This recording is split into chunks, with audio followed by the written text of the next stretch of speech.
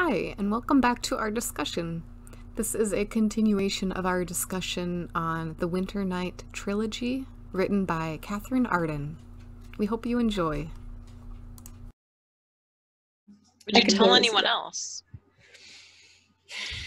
Like, I feel like I wish I could see. I wish it was real, and if it is, I wish I could see it, but I don't think I could tell anybody because no one would believe me.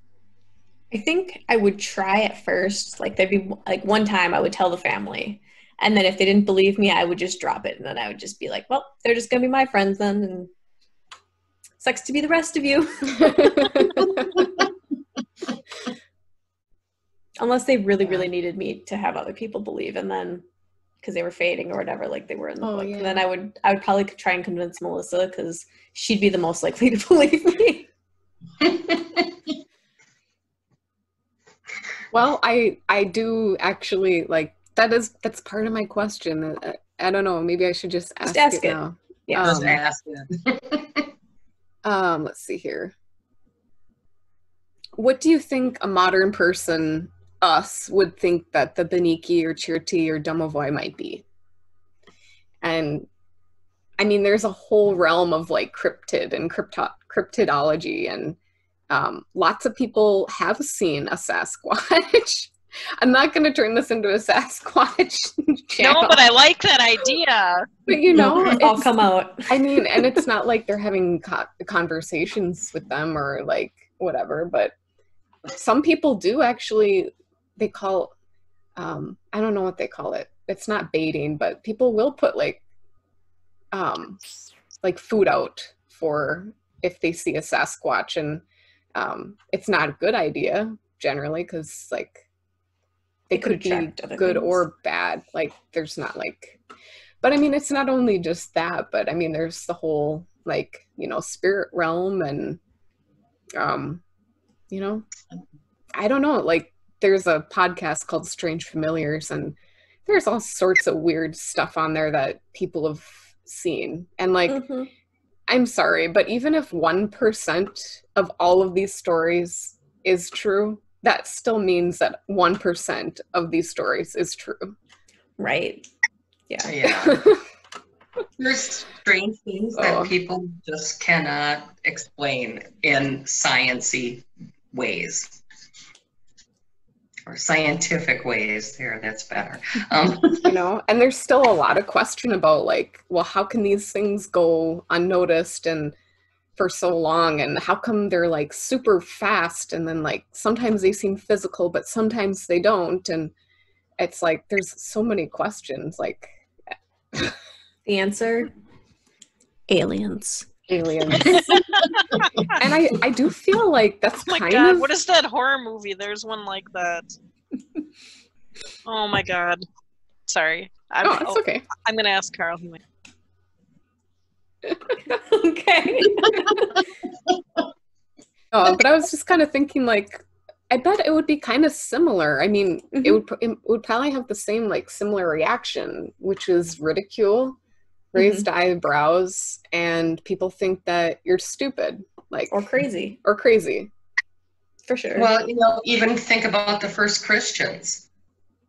They went through those same reactions to the people who believed in other gods. I mean, you know, people thought they were crazy. They were killed because they believed what they believed. I mean, there's a lot of faith involved in both of those beliefs. Yeah, and I would actually go so far as to say, I mean, honestly, it always will come down to faith, even in science, because none of us are experts or can be experts in everything there is to know about everything. So there's always except for me. I'm a mom. I'm always right. For you, yeah. Because you're an alien. That was actually another point that I was sorry. I was stuck in my own brain there for a second. That is true. You have double of organs, so. True, I did. Alien. Yes. So, what does that make you? Descendant of aliens. Anyway, but, so what? Oh, sorry. Angie? Oh, I found the movie. It's called Bigfoot, The Lost Coast Tapes. That sounds legit. So it's like this documentary film crew. They like gotten this tip that this guy has a Sasquatch on his property or knows where one is or something, and so he basically like blindfolds them, takes them. Well, I won't ruin the whole thing, but yeah, I will. So just watch it anyway. But they sort of get like stranded out there, and then there's like weird stuff going on, and then the guy like tries to take a couple of them out to this like cave by the sea, and he's like they're like, you got to show us, like, we're getting sick of being here, and okay, you got to come out to this cave. I've got a baby one in this chest. Like, I was dead, alive. It was weird. But it ended up being like aliens, and they like abduct all these people. But I mean, half of them died because it's a horror movie. But it was pretty. It was all right. It was pretty good. Yeah. So let me look again. It was called Bigfoot: The Lost Coast Tapes. I'll link it to you guys. That's hilarious. We watched it free somewhere. It might have been on like the IMDb app or Amazon. I didn't actually know they had an app. They do. Yeah, you can watch stuff for free. Oh. There's commercials, but I didn't know yeah, that. you can watch it for free. That's cool. Yeah, or Tubi or something else. I'm not sure. We got tricked into like some Christian horror movie. That was weird. So That's bizarre. There are some really terrible horror movies out there. Just gonna put that out there are. There are also a lot of terrible Bigfoot movies out there. I believe that too, yeah. Well, you should definitely watch this one. Because that one's both. No, I'm just kidding. I don't know. I've never seen it. But no, I was also the one that kind of, I think this might actually be, Girl in the Tower. But anyway, it doesn't really matter. But, and we can talk about more stuff too. But I was thinking, I actually felt more like, I mean, as a Christian myself, like, we do believe in devils and we do believe in the spirit realm. And I feel like now, like, in this modern world, as I was reading this, I was thinking, like, I think we actually have more in common with pagans and everything than a lot of modern people as far as our faith goes. Because a lot of modern folk don't believe in a spirit realm anymore at all. So I just thought that was an interesting, like, I hadn't thought about that until I was reading through this, specifically in the second book. But. Yeah, they do bring up a lot of comparisons. I mean, it makes you think about the old religion versus Christianity and how much there is a similarity and how much there is a difference between them. Mm-hmm. Yeah, I guess this is another thing that I was thinking about, which I hadn't written down, but one thing that Vasia does throughout the series is she, like, cuts herself and to draw blood or whatever. And then I think there was something in the third one where she said, where it was something about, like, her blood and, like, a piece of bread gave life to this domovoi. And I was like, oh, I didn't even think about that. That is a huge parallel between, like, Christianity, and it's like, so I thought that was really cool. Yeah. I wish I have no idea where to even find that, but I just. No, that's cool. She does it a couple times, yeah. And but there was specifically a line in there that said something about, like, the body or the blood and the bread. That that was really cool. I mean, the whole idea of her having to, like, cut herself, that was, like, kind of creepy to me. That she had to do that. Honestly, like, I just felt like that was. To feed them her blood to keep them alive. Yeah. I feel like that kind of helped add to, like, Constantine's, like push or proof of her being a witch and stuff like that. Is like, oh, she's doing demons work because she's using, blood or whatever. Right. But, like, if you think about it, you're not wrong. Like, I mean, if technically, like, we're supposed to be like drinking, you know, the blood of Christ or whatever. Mhm. Like that's Yeah. not that far off. No. Oh from no. Yeah. what's happening Like there. the You're idea right. of That's an interesting parallel. sacrifice, like, is Yeah. it's like it's through religions, and I just think that's really cool. The question is too is like Constantine is the priest who is beautiful with blonde hair, and he paints the icons Yep. and is sent to Vasia's village to be the priest there and doesn't want to be there, and he hates Vasia and causes Yeah. him problems. Yeah, it's like his like he's like infatuated with her to the point Yes. that he's like, oh, well, I shouldn't be, so that's evil, so she must be a witch too. Like, Right. Yeah, she's not beautiful, but she's luring me. She's intriguing me, so she must be a witch. She's enchanting me with her spells. Yeah. What do you guys think that was all about? Like, because I didn't really catch like why. I didn't really understand like what was going on there between him and So I felt like her. he was, basically like enchanted by her spirit. Like I felt like he was in love with her, and you know, just like looking up some stuff and watching whatever, like some of the Eastern Orthodox churches do allow priests to get married, but I don't think in this book it seemed like they lived a celibate life. So I think she challenged It might depend on the his Orthodox Church too. Yeah. So, and I think it seemed like basically the feelings that he was having for her was basically challenging his need to be celibate. And then his faith, and which put his faith in God and being a priest at odds with. Do you think that he actually had faith in God, or maybe at one point, or like, what do you think his relationship with God was? I think at first it started out that way, but I think that once he became like popular and like basically famous in Moscow, that kind of like that sounds like a movie or something. Famous in Moscow. Like, Yeah. I feel like that kind of changed. Like he realized how much he liked that, and so he just wanted more of that. And I feel like at that point he kind of started caring less about the religion in general, but more about just like his personal gain and the way he felt. Yeah. And I feel like when he did leave Moscow to go to their town or whatever. Vesnaya Zemlya. Yeah. Their village.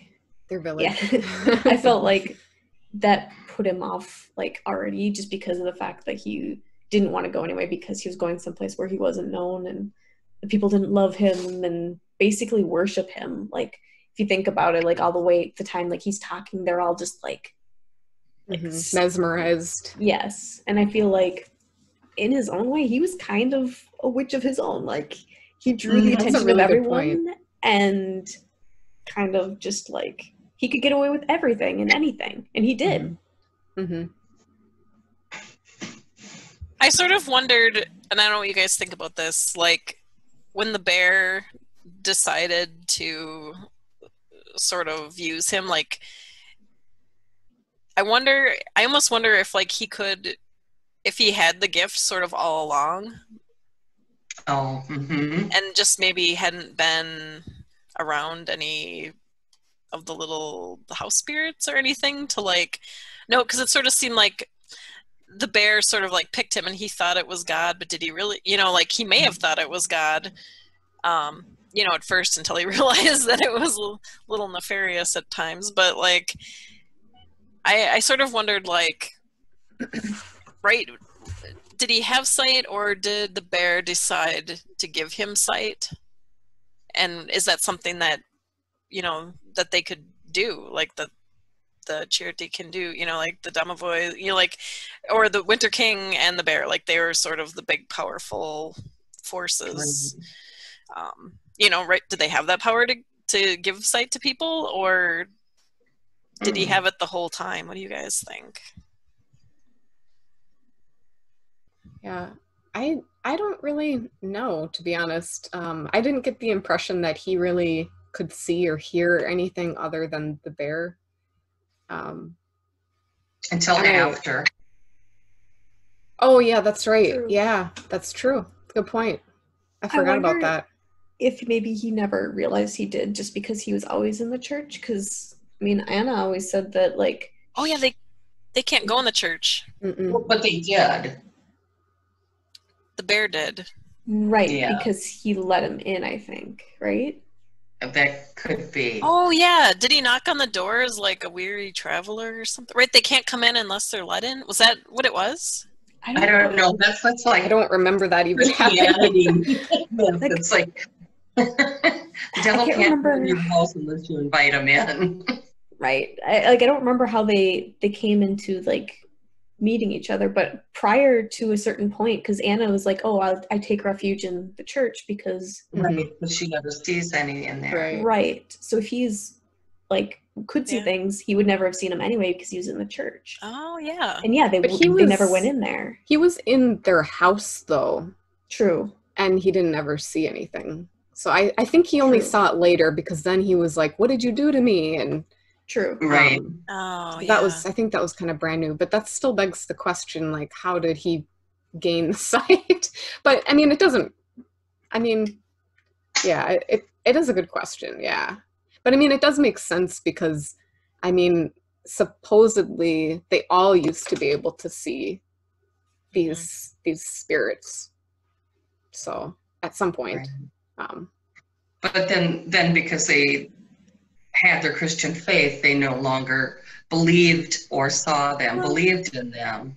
I don't know if they could always or like if all of them like back in the day or whatever that they all could see them. I think it was still certain people could see them, but there were enough like legends and fairy tales from those people that could, that those stuck around, and that's why people did kind of interesting. Okay. doing what they were doing because they believed in them. Mm-hmm. I think that makes sense. Basically its own kind of religion of its own. Mm-hmm. Right. Yeah, that makes a lot of sense. Keep leaving them gifts and food, then they're still there. And if they're not, then they fade away and everyone forgets. Mm-hmm. I don't know. Maybe. Mm-hmm. Yeah. Yeah, in the first book, when Constantine is getting these voices supposedly from God, I was like, that's creepy. That can't be how this author is writing God's voice. Like, that is just fucked up. So I was really glad that was not how she was writing the voice of God. I didn't think it was God right away from the beginning. I figured it was probably the bear. Yeah, I was hoping that it wasn't what he was thought it was, but right. That does bring another thing. Like, one thing that I wish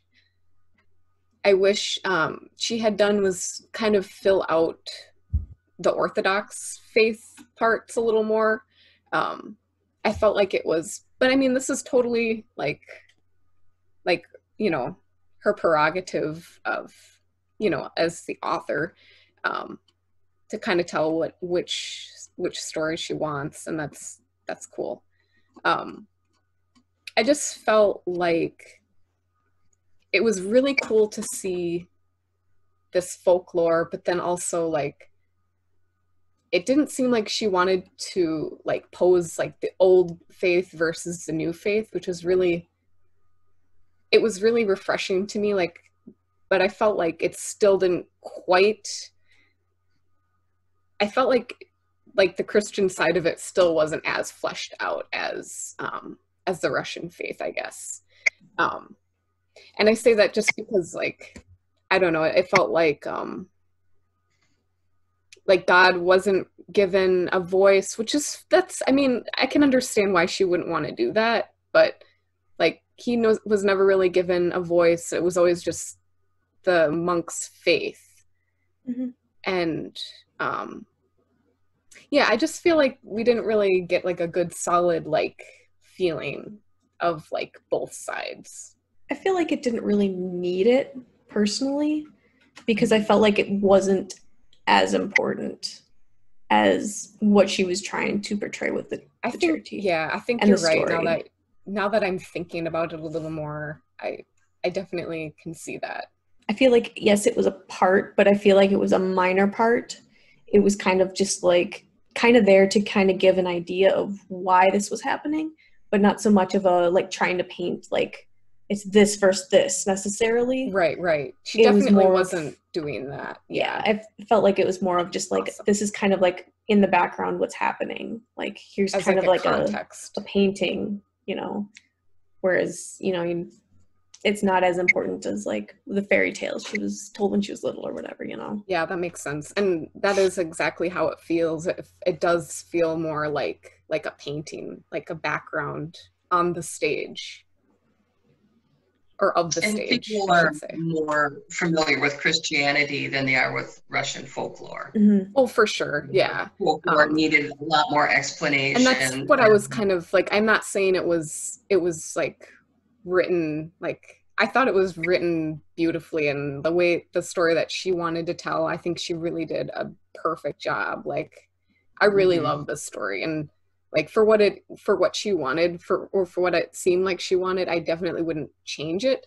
But I guess just from my own perspective, I would have liked to have seen, like, because we aren't too familiar with like the Orthodox like version or side, or we got a little bit of a glimpse of like the incense, and but yeah, I think it would have taken away for sure. But I guess it just seemed like the Christianity part wasn't as like real, as like Christianity was just bells in this story. I think that also has to play in part with the Sia in general. Like, to her, it wasn't much more than that. Right. She didn't really grow up with like how it was in Moscow versus like there in I guess I was expecting a little more from like Sasha's perspectives in terms of that. Like, it would have been really awesome for me to see the realness of his faith in his perspectives, I guess. But yeah, that's just my own little thing. But he wasn't the main character either, so. What was that? Mom? I said he wasn't the main character. No, so. He wasn't. No. No, that's true.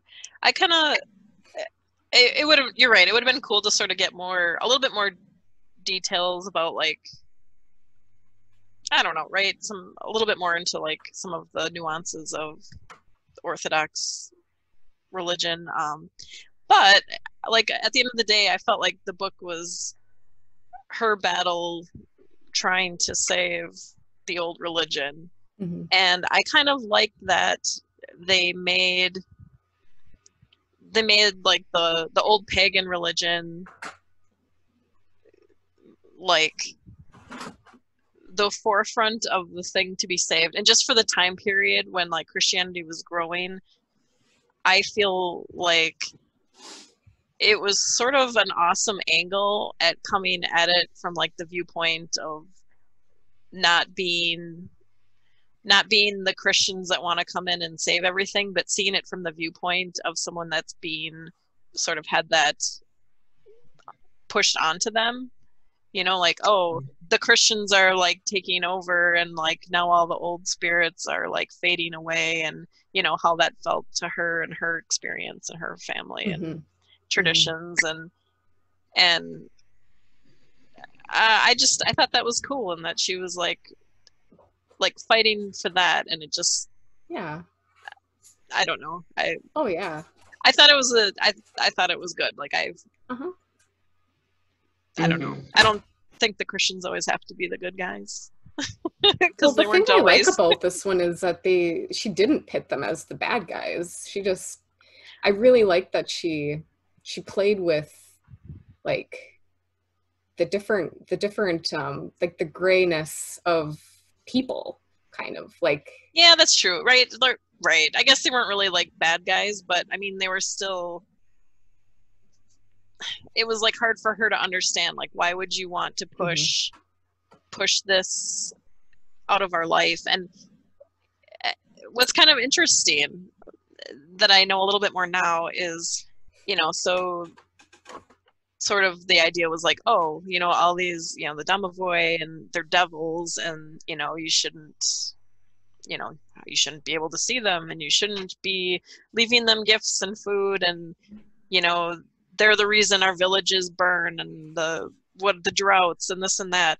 But what's really interesting is that there were a few different series of iconoclasms where I believe it was in the Russian Orthodox Church, where basically some of the different leaders that came in would basically make everyone burn all their icons because they felt like the people were being too devout and like praising them as idols.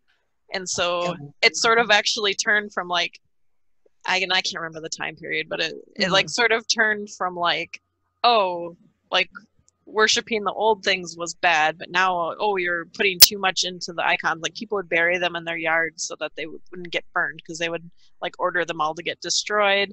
And then someone new would come in, and then they'd be like, no, the icons are a beautiful thing. And then they'd all get repainted and put back up. And then someone else would come and be like, no, that famine we had last year, burn all the icons. And so it's sort of a weird like repetition of history of like, I don't know, it's not like the same, but it's interesting where there's sort of a repeated, I don't narrative. Yeah.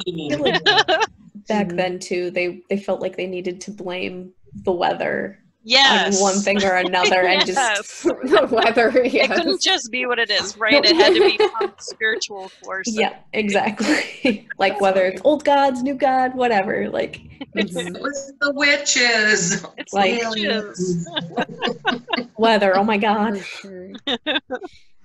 We didn't have enough rain. Well, someone fucked up somewhere. We needed to sacrifice one more person. Like, your icons are too lifelike. Burn them. Right. I'm sure that after Constantine did all of his pretty ones or whatever, they had any issues. They probably would have burned his, because like he made them. They were beautiful. Yeah. I mean, when even a devil can say they're pretty.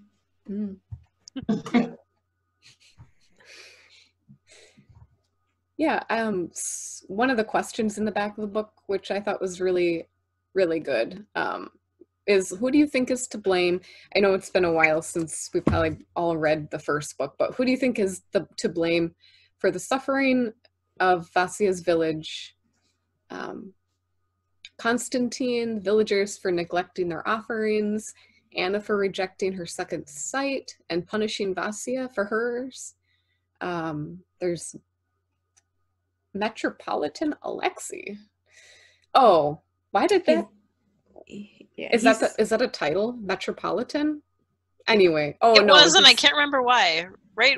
Wasn't he just like moved to a metropolitan area to become a monk? I guess. No, Alexei was. Oh no! That's Alexander. I'm sorry.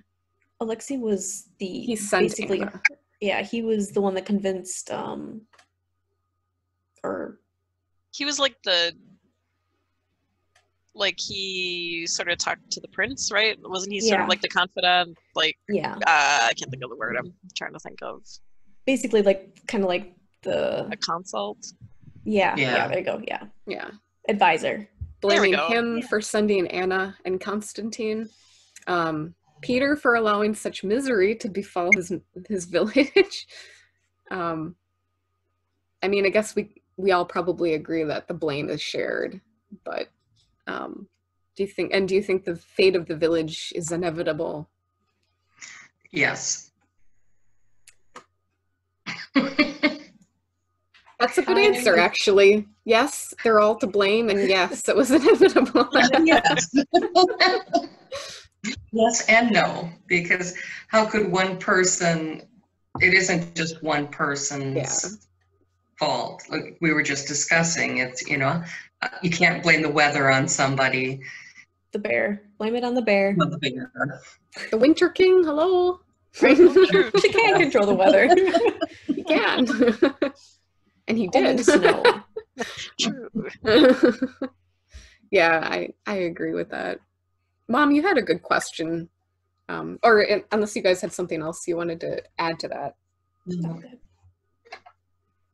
I don't remember what my question was, so read it, please. You asked, and I think this is another back of the book one. It is. What are some parallels between Vasya, and her stepmother, and what are some key differences? And why does Anna hate Vasya so much? Or Vasya, sorry.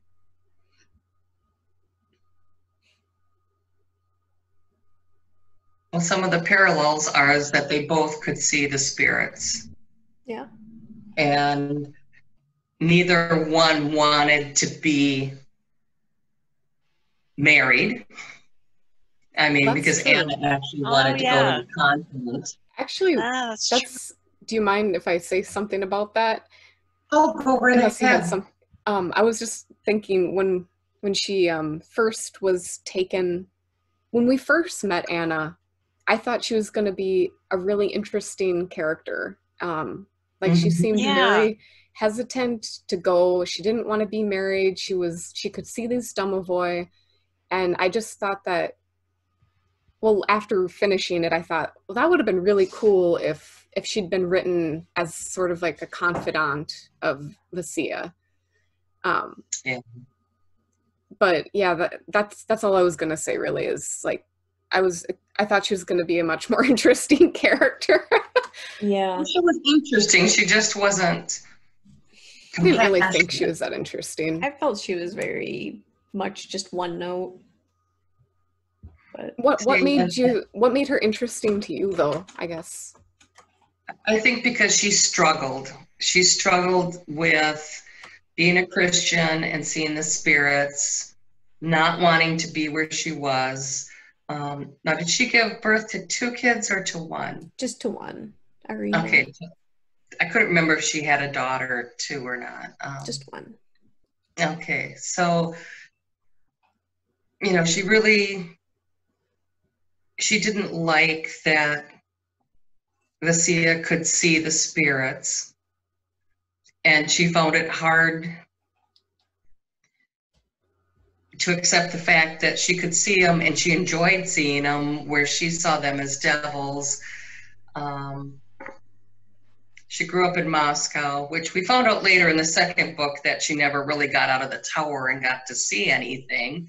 Mm-hmm. That makes a huge difference with how you view the world. I think just all of us experiencing lockdown, I'm sure we all, have experienced it differently, but I know for me, like, I'm already kind of a hermit and a recluse, and then to put lockdown on top of that, and then trying to come back to how things were, it's like, wow, like, I even more am a recluse and the world is even more overwhelming than it was before. It's like, yeah, I couldn't imagine having grown up that way. Well, and the thing is with us, at least up north here, we can go outside. We're not like a big city where everything is crowded and whatever. Right, exactly. Anna didn't have that option. They couldn't go outside at all. I mean, unless they were in a carriage or that's true. Whatever. They really didn't get to just go outside or go in the woods. And that's a really good point, because what would the forest? Nature. So I always think too that she went from this very confined way of living to something totally, totally different. And I think she just didn't know how to handle it, and her religion became her anchor. Mm-hmm.